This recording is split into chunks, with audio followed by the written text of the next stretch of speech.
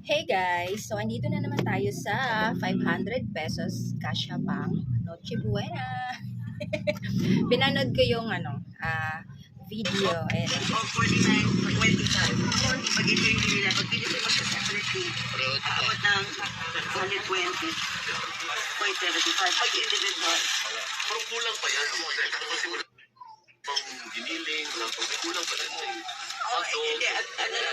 Actually, dapat, di ba, kung magluluto, meron ka namang bawang sibuyas at mantika na, hindi mo na dadagdagan din yan. Pero kung Hindi nakasali sa budget yung bawang sibuyas sa 500 pesos. 50 to 60 pesos. Plus.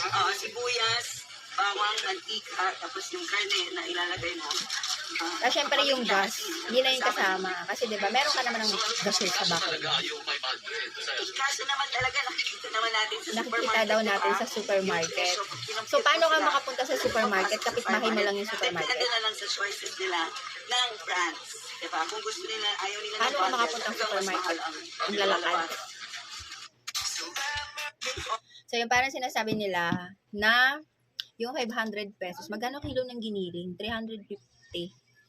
Diba? Alam mo yung sibuyas kanina, sobrang liit, 5 piso. So, paano? Paano mangyayari na magkakasya?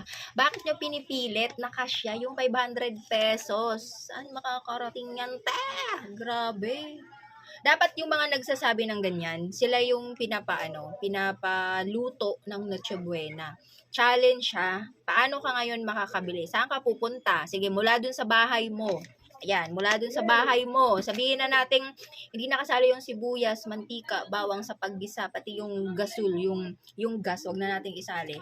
Sige, sana kapitbahay mo lang yung palengke, 'di ba? So, yung pamasahe hindi kasali sa 500 pesos. Ang hirap kahit saan natin talaga kayo lang nagsasabi niyan.